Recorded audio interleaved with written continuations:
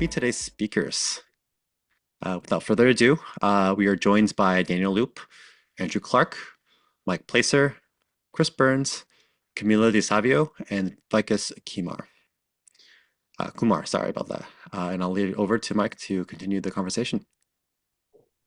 Thank you, Michael. Thank you, everyone, for taking the time. So welcome, and thank you for joining today's discussion on lessons learned from building a competitive battery material supply chain in the America.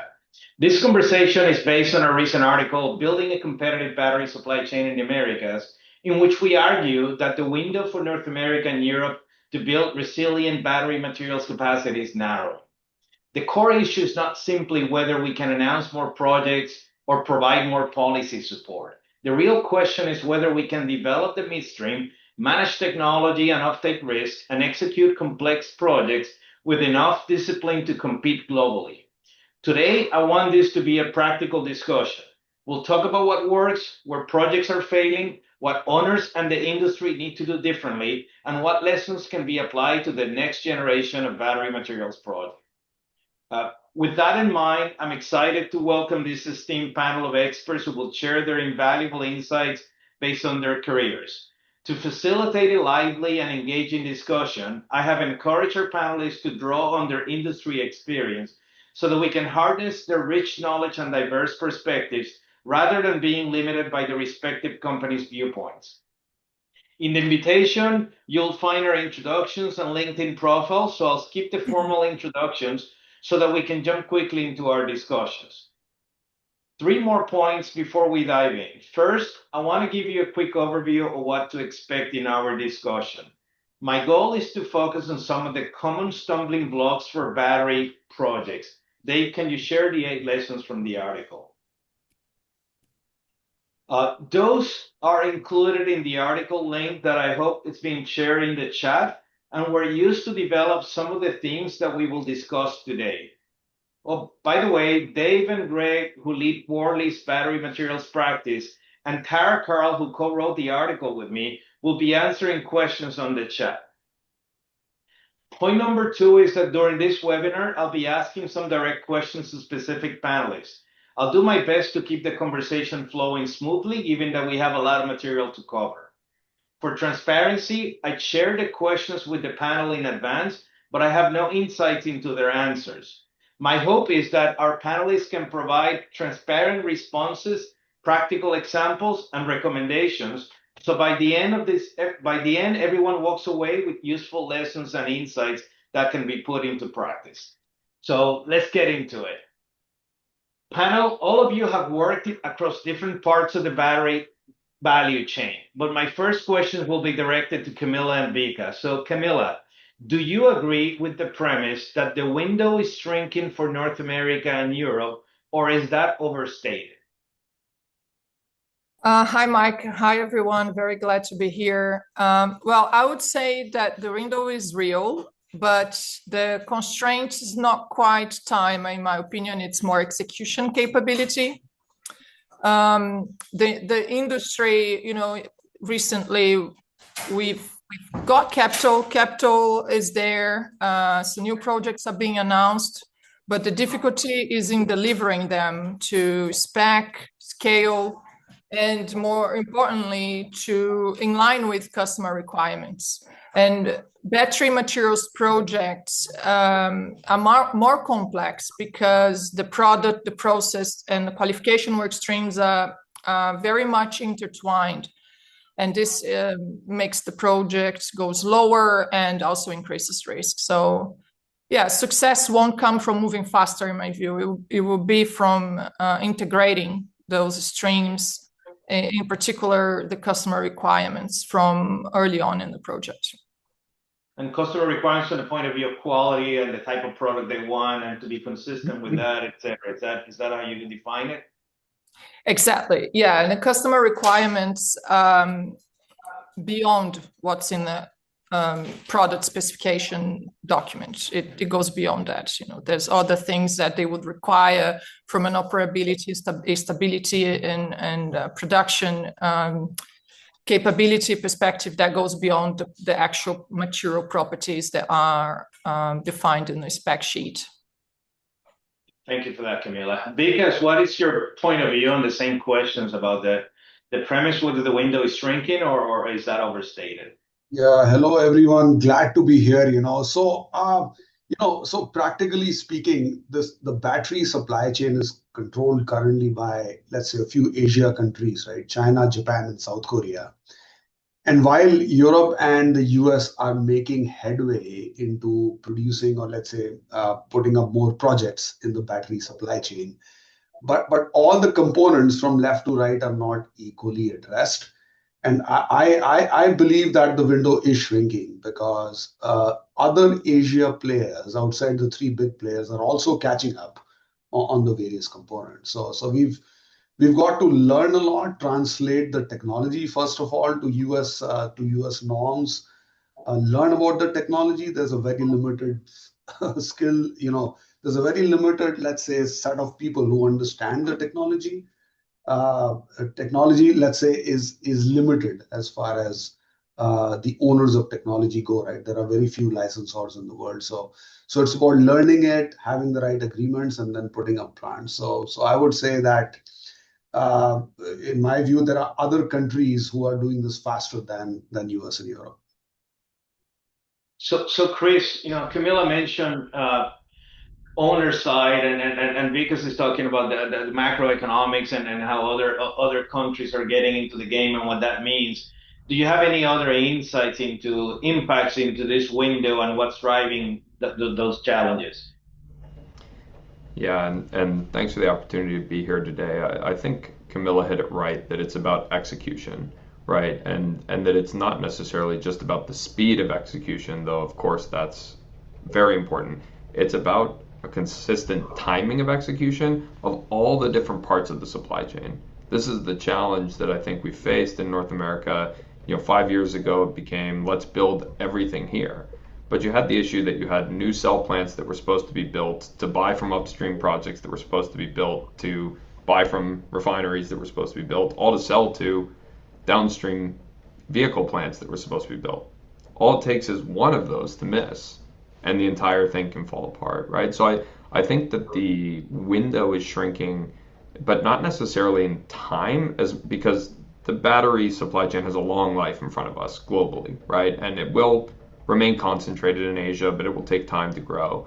I think where it's shrinking is in the opportunity for execution, because the number of projects to feed, the number of companies that will get it right is going to be refined significantly from, the scope of the number of projects that were planned to be built 5 years ago. Yeah, when I think shrinking, I'm not thinking duration. I'm thinking about this moment in time where we need to get it right. We need to move it fast. Mm-hmm.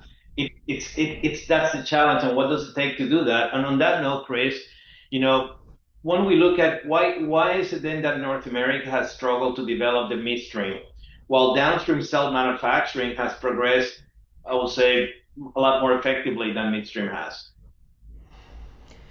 I think, there's a lot of contributing factors, but I think if you had to select one, you have that the downstream cell manufacturing that's been successfully built out has been built by the experienced players, right? And I think the challenge that you've had in the midstream more so than downstream is that you have a lot of new entrants, because what we've done really well in North America is fund development, right? Fund new technology. But where the gap has been over the past, this isn't a 5 year gap, this is a 20-year gap, has been in scaling up and industrializing that technology. And so this meant that the players that wanted to come in and be anode producers, cathode producers, they were companies that were being built around the premise of making novel new materials or novel new process technologies, and we'll talk about that a little later. But they had never done what we just talked about before, which was execute on building a product, building a project, making that material at spec, and Camilla spoke to it.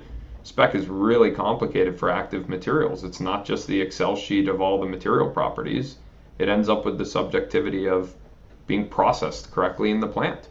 And these things are, I think, these were big unknown unknowns to a lot of those early stage midstream companies that tried to build in the West, and it caused a lot of the delays. And so I think that's the biggest challenge, is that all of the midstream went to Asia and primarily to China.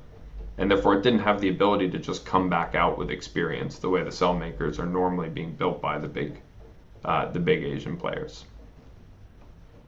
So Camila, you mentioned that capital execution capabilities is critical, but I also hear people talking about capital allocation and funding and securing the business cases. I also talk about technology ownership. Who owns that technology? What does it mean? What does it matter? So, I mean, is it all about execution capability, or those other factors also play a role in getting this right? What are your insights there? It's as Chris said, it's not just one thing, and you know, you wouldn't start this project without having a starting point from a technology perspective. You know, you will go and acquire a license and then learn from it and build on it. But the lag is real, and without real push, I guess, for the industry to develop as fast as, you know, 15 years ago, that was the projection for EV sales, for example, was much more aggressive than it actually ended up being. And that translates to upstream up until the mine, you know, and then you have all the geopolitical issues affecting also the market and the willingness for, you know, buying ex-China material. So all those things together, I think, impact the success of these projects and the speed that they are coming online, in my view. Thank you. Dan, we hear a lot about the Asian model, and I think it's clear to everyone that there's some cost pressures in how they can do things. There's a lot of pressures in technology. There's a lot of pressure in execution capability and execution performance as well. So let me pose this question to you. Can North America realistically replicate the integrated Asian model, or do we need a fundamentally different approach? Thank you very much, Mike. Good to be here today. I think the landscape in North America, I think we all would agree, is a lot different than the landscape in Asia. I think that North America and the U.S. do need a different approach from what's currently being done in Asia. You know, we've got a lot different regulation, construction labor cost is a lot higher. I think there's several things we need to look into. You know, modularization comes to mind. Is we got to take the work hours off of the site. We have to maybe look at Asia sourcing for materials and for modularization type things. But it definitely, I think it's envision a different model for the U.S. and how we execute these projects. Thank Mike, you. Can I just yes. One more thing, which I think it's actually probably more important than the other things that I said in this case. For me, also the projects, it takes too long to align with the offtake customers. A more transparent and integrated relationship with the customer, I think it will also increase the chance of success for the projects. And often that would actually mean having the customer as part of the owner's team. And this is very different to my prior experience. And you need to adapt because very often the customer requirements will be evolving as the project evolves. And that can also hurt projects. So that integration early on, it's also critical in my view with the customer. That's a great comment, and it leads very well to the next theme. But let me ask a counter question on this. You know, when you look at the owner and the customer, I mean, do you see a role in that relation that needs to be improved for the EPCM companies, for the engineering companies to be part of that triangle as well, or you see that as a separate work stream? No, it needs to be fully integrated. You know, some of the challenges we've seen is when you try to separate those work streams, and they need to be integrated because you need to be designing not only a capacity, but a product that will be qualified later. So it's not is the same as in traditional capital projects, that you can have that separation, right? Because you're making a product that is a commodity product, for example, that if you make it on spec and you make it at a cost that is, it gives you profit, then you have a business, right? In this case, no, that's just probably 5% of what you have to do. So, I don't see us already doing that well enough, as an industry, that integration with the customer at the beginning. It might be the key for accelerating outside China. Completely agree, and I'll share that coming from the mining side, we see some of the same issues in the mega projects in the mining industry, that alignment is not happening as effectively and efficiently as it should. Which brings us to the uncomfortable question, then, why are so many projects struggling? Dan, from your experience, what is the single biggest reason battery materials project failed today? So we've seen, I guess, from my perspective, at Worley, we've seen quite a few projects start in the early phases, and we've only really seen one get across the finish line. And if you go back and look at all those projects, I think the main driver was technology, continued to change throughout the course of the early phases of the project, and really just the plane never did get landed. Capital costs grew from phase to phase. TIC estimates grew, and that's probably the single biggest thing that we've seen is growth in earlier phases. And at the end of the day, you just didn't have a project at that investment level. So Andrew, do you think that we are underestimating the complexity of scaling battery grade materials compared with, where I come from, traditional mining or even refining? Yeah, thanks, Mike. Hello, everybody. Mike, I guess my view is that given the novelty and I guess the start point that we're at for around battery minerals, I guess with changes in technology and the novelty of the designs, I think we're definitely underestimating the complexity level, right?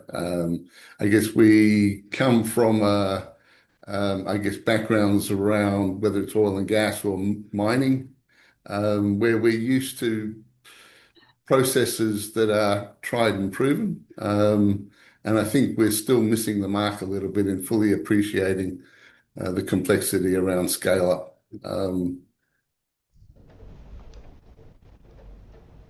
Thank you. Thank you, Andrew. I'm not sure if he froze. Vikas, what are your insights on underestimating the complexity of scaling battery grade materials compared to other processes? Yeah, so let's accept that there is limited experience, like let's say in the midstream sector, right? I mean, the window of, let's say, skill, let's say the breadth of skill is very narrow. So one thing that we've learned is that you really cannot rely on the licensor to tell you how to execute projects, right? Especially from a US perspective, the conditions are quite different. You've got labor supply, you've got very high cost of construction. So I would say that there are two things. One is translating the technology to US standards. For example, even conducting HAZOPs is not practiced so rigorously in other countries like we do in the US. So converting, let's say, the technology to US standards is one aspect. And the other is taking Asia plans and converting it to a robust execution plan in the US is the second challenge. It is doable, let's say, and Daniel mentioned that if you deploy effective methods like modularization, having a clean plot plan, segregating the technology aspects from the utility aspects, it can be done.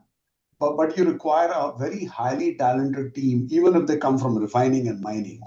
A talented team who knows construction is required, to translate this technology and make it commercially viable in North America. Thank you for that, Chris. Anything you want to add on that note? I mean, you all come from different angles. I really want to hear from all of you.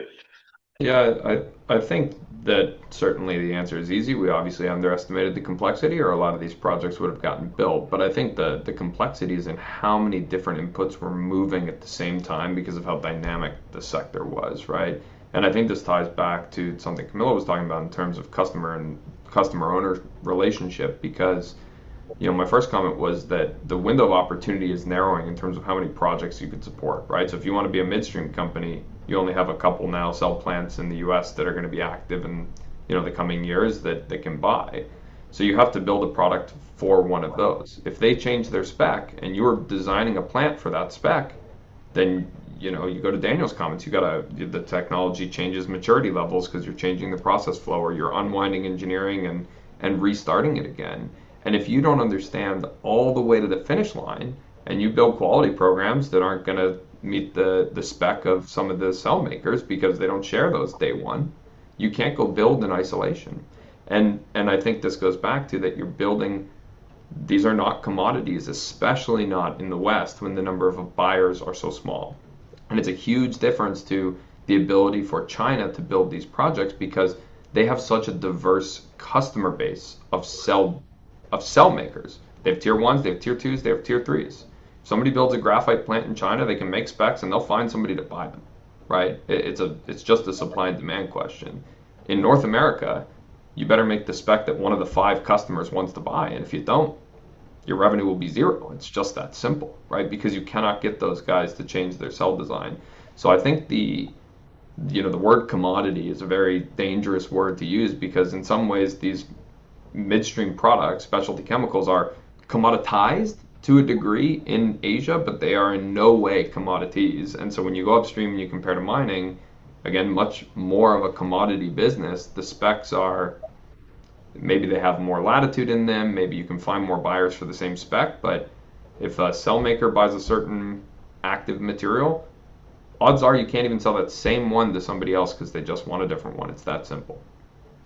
Completely different. I mean, with mining, we sell what we mine. For you, you do care about the product and the expectations for those products, and that makes a huge difference, and it makes a big challenge because you can optimize for that. But if that changes, then you basically go back to ground zero. For me, in my world, you mine it, it goes out. So. And I think that technology piece, we can spend hours on this one. And for the audience, feel free to ask your questions on the side of the chat, and we'll try to answer as we go. At least Dave and Greg will help. Let me move on to project execution. Camila brought this before, and it's been discussed. What's happening with the execution and the EPCM reality, and how do we make that differentiator? So, Andrew, in an article I wrote, execution defines success. What does good execution looks like in a battery materials project compared with traditional mining or chemicals? So, Mike, I think when we talk about execution in the traditional sectors of oil and gas or mining, I think we're very limited in terms of the scope of what we're actually delivering. And it kind of comes back a little bit to what Chris is talking about when he's talking about commodities, right? For me, in the battery minerals area, good execution is actually ending up with a saleable product. So it's looking across that supply chain, as Camilla was sort of outlining, where we've got to collaborate a lot more closely together across the full supply chain. And that's what good execution looks like. Thank you. Dan, what good execution looks like, or if you may, have you seen where the projects typically go wrong? I'm trying to get that sense for what good looks like, or where we start seeing the issues that end up giving us bad execution. So what can you share? So from my experience, I think a lot of the projects that we've looked at, there's been a lot of unrealistic schedules that aren't achievable on the timelines that we're working with. But what good looks like to me is really starting with the end in mind first. Go all the way over to qualification at the end. Having a good understanding of what qualification looks like in feed or earlier, having a good commissioning plan in feed, and then probably most critically is having early construction engagement back to the early parts of the feed phase of the project. with the But we end. already, sorry, go What's ahead. that? No, sorry. I said, I mean, these projects need to have end in mind, day one. And I think the ones that we've seen that have tried to go down that road have been more successful. The ones that kind of stay stuck in an early technology swirl, not really thinking about construction, not thinking about how they're actually going to commission the facility or how they're going to qualify the product, are the ones that have kind of gone off the rails. But interesting enough, Camila and Chris already mentioned that sometimes they don't even know what the customer wants. So that end in mind becomes this is the best end in mind I can think of at this time. Can you help us with that? And we know that could still change, and it has nothing to do with lack of clarity necessarily, well, or it's an implied lack of clarity. So that's a big challenge that probably becomes one of those, park that comment on the side because we need to find a way to deal with that better. So Yeah. another question, I'll go with you, Dan, saying, are owners investing enough in front-end engineering, or you still see everyone trying to fast-track projects like speed, low cost, get it going, get it moving? It's so on more recent projects, speed is certainly still a factor, but we have seen customers pivot more to we're going to spend, the right amount of time that we need to and make the right decisions in feed or in earlier phases than just going straight into a detailed design with a lot of the processes yet to be defined. So it's trending more in a direction where customers are understanding that a little bit more time needs to be spent early on for a more consolidated execution. And Andrew, do you see the same thing from your side of the world?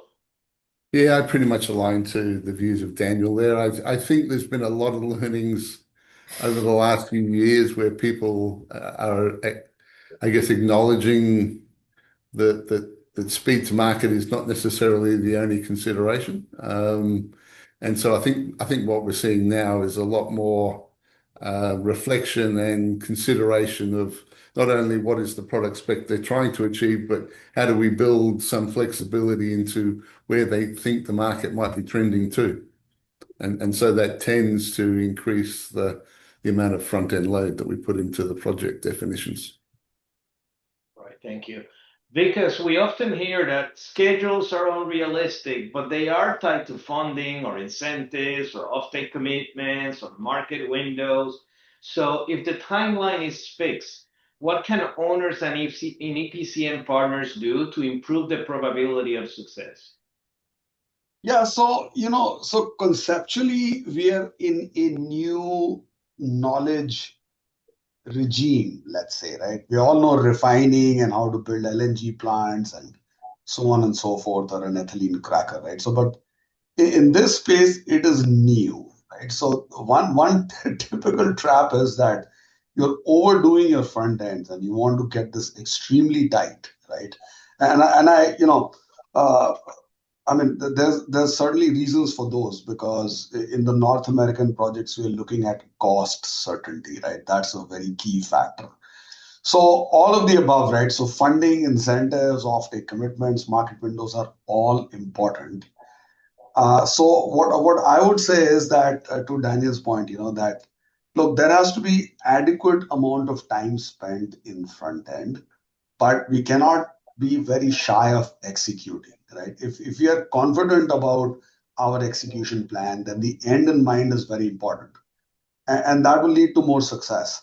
Now, of course, it's all hidden in the certainty of technology as well. So if let's say folks, in my view again, personal view, if folks are trying to go from lab to plant, then then the risks are higher and the churn is much higher. But in most cases where projects are going ahead, I mean, we are taking a license or package and translating it. So I would say yeah, we have to have risk space while also thinking about whatever we've said, funding incentives. So the funding and incentives are important, but also to Andrew's point, does the plant operate as intended? Is also important. We have to make sure that the plant is producing a sellable project. So cost and schedule are tied. We just have to create the right balance in summary.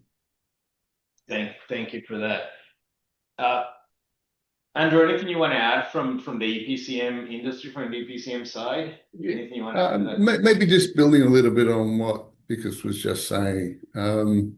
I, I guess from my perspective, I think there are licensor packages out there. I think there are also some organizations who can provide some of the more industry standard type technologies. We're always going to be pushed on schedule, right? I think that's the reality for the space we play. But I think where we're starting to transition to is actually being a little bit more open to different delivery models. And by that, actually looking at how we can do not more with less, but I guess I think Daniel raised it. Modularization is definitely a way to drive schedule surety. I guess as we talk to different suppliers around the world, it's almost looking, I guess, more collaboratively as to how we actually engage and what is the scope of supply we're actually expecting from some of these people and trying to form the partnerships that we're going to need into the future. I think that's part of the key of actually trying to address the schedule imperative that we're always going to be faced with. Well, along the same lines, and back to you, Andrew. I mean, something that I know you have a lot of experience with, but it's, should owners be standardizing designs and leverage fabrication and modularization and things like that to make it repetitive and cost effective? Or is customization unavoidable and is so product driven that that's not possible in this side of the industry?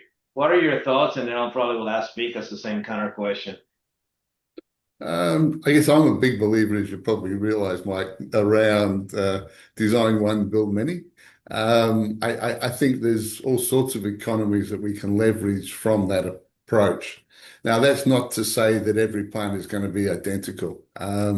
There'll always be some level of customization, but I sometimes think that we kind of get it caught up in the enthusiasm of a new plant and want to make it I guess, unique to some extent. And I think we've got to get better at actually resisting that temptation, right? I don't think in the long term, unless there's a fundamental shift in the spec, as we've been talking about, I don't think there's anybody's interest to start changing the color of the taps, so to speak.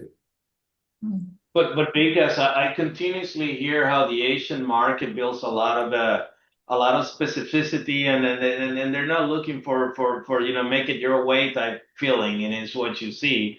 But I also recognize that sometimes our markets, our end customers, are the ones who are making us change and not create that cookie cutter style of building. So, what's your opinion about customization versus standardization? Because Yeah, so, from a cost and schedule perspective, standardizing designs and platforms is certainly very beneficial, right? Very beneficial. So, so people who've been standardizing and let's say their designs, but also control the technology. So their standardization is not readily available. But we can deploy the same methods, onto technologies which are never standardized. But then it depends, right? I mean, if you standardize, etc., is train two going to be built or not? So I guess in train one, we have to again segregate between the technology heavy areas and the utility heavy areas. At least standardize the utility heavy areas. Plus, I would also say, experts from companies like Worley can do a lot in standardization, right? They have intimate or deep design knowledge that they can help the owner standardize. So, yeah. thank you for that. I'll move on. Camila, when we look at execution, at the end of the day, we're still dealing with people here. And so I want to talk a little bit about skills and capabilities. I'm going to try to combine two questions into one. So when you look at how realistic it is to build local capability rather than relying on imported expertise, and on that note, what's your view on how realistic that is? And also, can you expand on what do you think are the critical gaps that we still see in the industry? Look, I do think it's realistic, but not gonna be on a short term. It's gonna take time. So you would need to keep building that local capability while continue to work with global expertise, particularly for scale up and operations type of skills. But in my view, one aspect that is often underestimated is the role of universities and local education networks. If you look at places like LSU, for example, in Baton Rouge, where I just recently moved from back to Australia, you go to campus and you see all those post-grad programs and company booths, they offer oil and gas, right? So there's no awareness being built with the local talent because they don't know that that industry exists in that region. So I think we need to increase that engagement with the universities as early as the project starts so we can plan for that recruitment long term and not just start thinking about that once we are in the ops readiness stage of the project. So yeah, and this is an industry, at least in North America, that everyone knows about batteries in the Bay Area, but in Vidalia, Louisiana, it's something so it's important that we engaging in advertising the industry so local talent and young talent can start, getting an interest and seeing a career path in this industry early on. But it will take time to build that local capability. And interesting enough, it will take time to build a capability, and we are a little bit ahead in the journey, even though we're not where we want to be from an America's perspective. Once you start getting into, let's call it Latin America, then you start getting as they start joining the race. They're probably a little bit behind. They're maybe ahead on the mining space, but maybe a little bit behind the midstream. So that's going to become very relevant to them as well. So let me move from people, and I want to move into technology. Chris, this was going to go back to you. I'm looking at as a trade-off. I'm also trying to combine two questions that I had into one. So I'm looking at the trade-off of scaling first-of-a-kind technologies versus managing the expectations from customers and specifications for the product that they want. So, where you bring that know-how and expertise and do something no one has ever done, but manage the expectation that it still satisfies what the customer wants and that they are consistent with that. So what are your views on those points? Yeah, I think it's a really challenging balance in some ways, but in other ways it's simple. The customer is always right, right? Like I talked earlier, qualifying the product for cell makers who are going to go to the automotive sector or grid scale or any of these, that process is stringent and there is little. And so you have to be focused. I think a lot of companies, as they develop new technology, you're balancing the idea of you can't just copy and paste what was built in China and do it here for any number of reasons. And they go as third, fourth order as, well, if you're going to buy all the machines from there and they break, you don't have the ecosystem of parts and suppliers to fix them. I mean, just the little things in execution and operation that can still really break, kind of a project delivering on the economic model.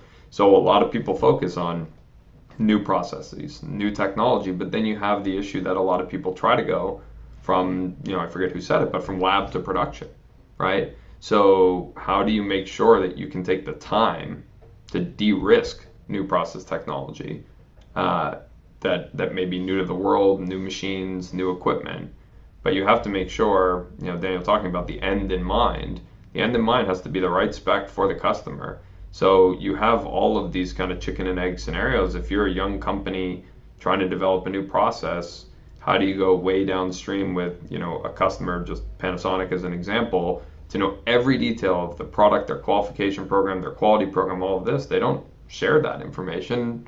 So it's a very long build. And I think it goes back to you need a really well embedded partnership with your customers, like Camila said, to say they want to see you succeed, they want to help you, and they value the benefits of your new technology, and which are hopefully cost, but also scalability and environmental and things like this that matter more, presented challenges from copying and pasting Chinese plants into the West.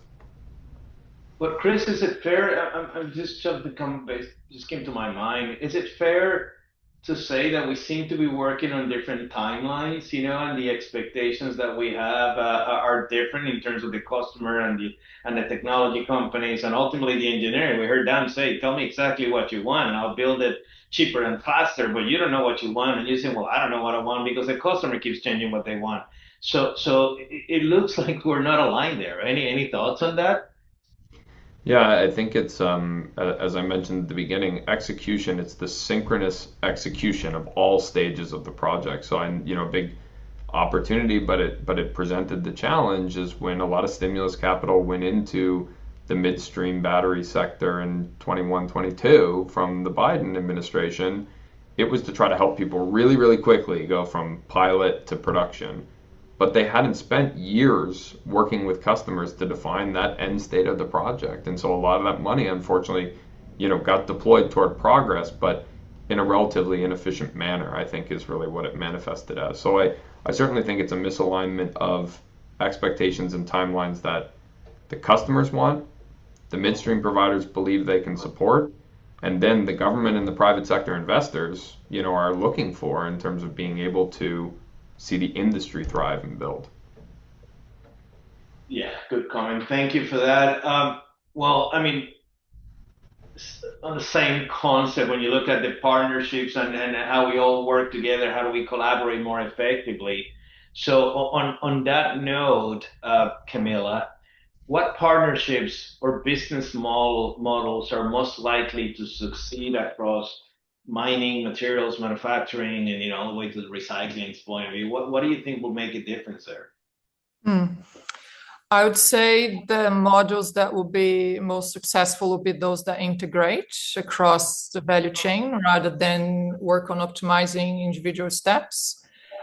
As I mentioned in a previous question, battery materials projects, they depend on that tight alignment between mining, processing, and customers, particularly around product specs and qualification requirements. And we are already seeing the importance of such partnerships that combine the technical capability, capital, and market access, instead of having those independent work streams happening at the same time. And again, mentioning my former experience from nickel in the commodity world, that learning is very important, that in this industry, you're not selling the capacity, you're selling that qualified product. So without that integration and those partnerships, it's nearly impossible to be successful, in my opinion. Thank you for that. I want to let me move on to Vikas. I'm trying to save a little bit of time because we've been going through a lot of questions very quickly, a lot of information. So I want to pause a little bit and get a little bit of feel from your sharing and individual sharing from, I'm going to ask you to leave the audience with, if you have to leave the audience with one practical lesson. Let's assume it. So everyone here on the webinar is either developing, funding, engineering, or permitting a battery materials project. So given what we learned in the last few years, what is that one advice you will give them that if you were to do it all over again, you probably would have done a little bit differently? What would that be, Vikas? Okay, so I'll, if you don't mind, I'll give two suggestions. One is in the battery material space, the equipment suppliers, there are few equipment suppliers. So focus on especially your critical equipment, and make sure that you know all the vendors in your equipment world, right? Because it still needs to be a competitive process. So focus on equipment and vendor and their qualifications. That's one piece. And the other is constructability. Constructability, especially in the US or in Canada, from an execution standpoint, constructability. So focus on equipment, vendor lists, and constructability would be my suggestion. And constructability for that. Well, say constructability, Dan. What is that one thing you want to leave to the audience here? Or what they should be thinking as quickly as they can? Vikas stole my answer. Well, constructability, but I'd say early construction engagement. We need to engage the people who are actually going to build these facilities as early as feasibly possible. There's a cost to that. There's a certain contracting model that may need to take place. You may not be able to get as competitive pricing in construction. There's a balance you have to try to strike on that, but early construction engagement and have those people sitting with the engineers that are designing the projects. Makes a lot of sense. Camila, from your perspective, what is that one nugget or a couple of nuggets you want to leave to our audience? I will come back to hitting on the same key. It starts integrating early. I think that's the key learning message that I could say, bringing together the customer requirements, which again goes beyond spec, technology development, equipment, as Vikas said, and project execution, all those work streams together from day one. Because if they are managed separately, you have risks that will surface later in commissioning or during qualification that it will be much more expensive to then fix those issues and also much more complex to deal with them. So integrate early. And I would add to that from my own personal experience is that when we say integrate early, we need to define value. We need to define value for everyone rather than products or needs. Because when you start getting into the value, the early integration, what it drives, it should drive better execution, better cost, better design. That's cost. That's the cost, the capital cost that you're assigning to that. When you say let's get them integrated better, it allows you to maximize the use of your technology and to define it appropriately so that you produce a much better quality product for your customers. On the customer side, what they care is the cost of what they're buying so they can sell it to the market. And they don't make money on the capital side. They make money on building those products. So their business case is not how much it costs me to build the plant. Their business case is what's going to be my operating unit cost for that product that I want to build. So if they were integrated earlier, you probably, between the engineering firm and the technology firms, you can probably design a much better use case for them because now you truly understand what value is. And I think that we're failing to see that point of view. We seem to be, this is what I want, tell me how much it's going to cost me, I'll take it, instead of collaborating.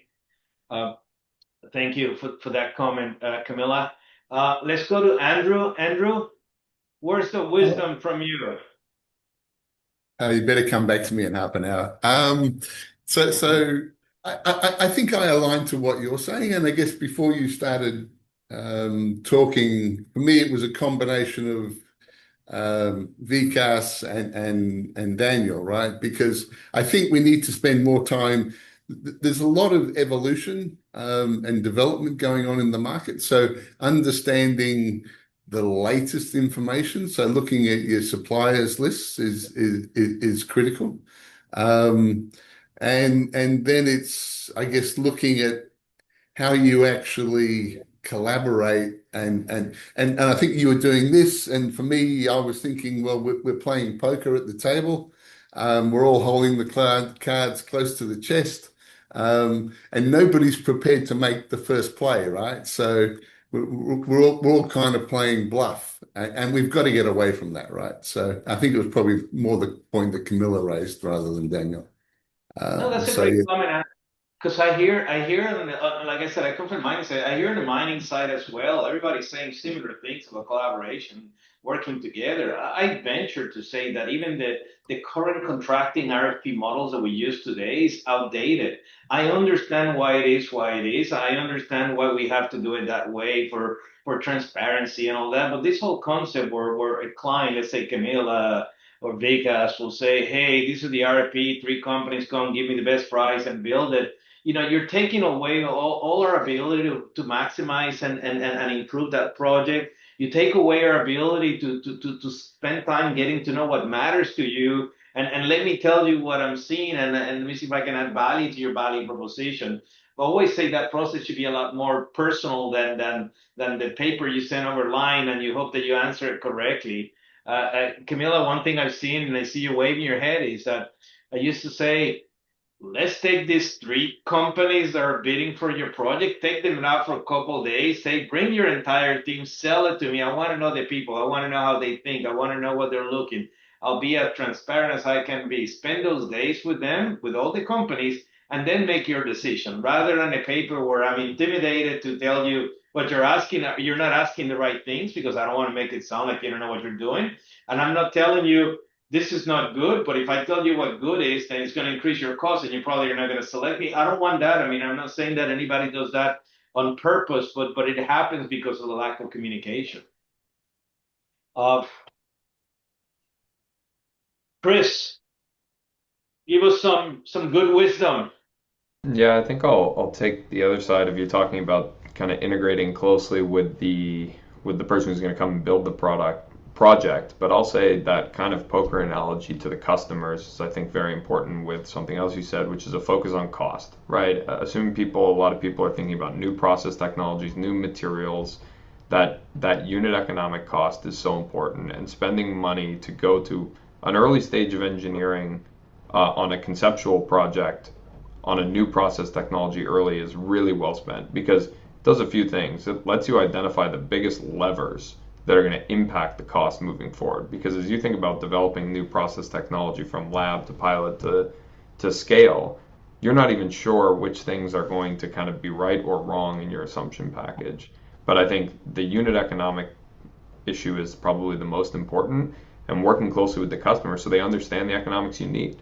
Because the reality is the companies that are going to be incentivized and want to see a diverse supply chain, a supply chain be built with optionality, there's no point in signing contracts that won't be able to bring financing to a project. So at the end of the day, capital is one side of the equation, but if you cannot generate profits out of the project that you plan to build, doesn't matter what the capital cost is, it can be free, it still won't get built, right? So I think really putting effort early into the unit economic costs and understanding where to focus your efforts to make sure you're going to be competitive is very important. I agree. I was speaking of some of the questions. I know we don't have a lot of time for answering them, and Greg and Dave will do a good job there. But something that came there that is something I heard as well is the commissioning part, because we talk about the owner side, we talked about the project side, the technology side, but at the end of the day, when you get into the commissioning piece, which is the people going to be running those operations, they're also being left out, and they're basically the last people to come on board. And by the time they come, we're missing on that customer of that owner perspective of I'm going to run the place, not the projects people, and then this needs to serve the way we do things, the way we manage our business. And I do not think we're spending enough time engaging them early and really looking about how we expect to manage that plant once it's operational and optimize it from design. Anything else you want to add to that, Dan, the commissioning piece? I think, like you indicated, you've got to have a commissioning plan early on in the project. The engineers need to know how the customer is going to intend to commission the facility so that can be baked into the design. And there's a lot of people in the industry who are very, very good at commissioning a multitude of different types of facilities, and leveraging their experience and their expertise at the right point in the project is critical. Good. Thank you for that. Also another quick question, quick answer, Chris, the role of government. I mean, we always talk about government. Sometimes we expect them to fix a lot of our issues, a lot of our challenges. I don't think it's all about funding. I think it's a lot more than just funding. But what are your thoughts on that? Yeah, I think the government, people look for the government to support projects financially, but I think that's only one of a small number of tools. My view on the role of government is the private sector needs to fund projects, just like I said, that have a right to be profitable and kind of raise the capital they need. But some of those still are going to have a gap in the early stage. And so the goal with the government should be to unlock private capital. That can be done through offtakes, right? That we've seen the government write to help get projects built. That can be done through direct support. That can be done through trade measures. There are lots of tools that they can use, and it's a really complex issue because every part of the supply chain needs something a little different. But their goal should be to help make sure that viable projects can get the private sector funding that they need.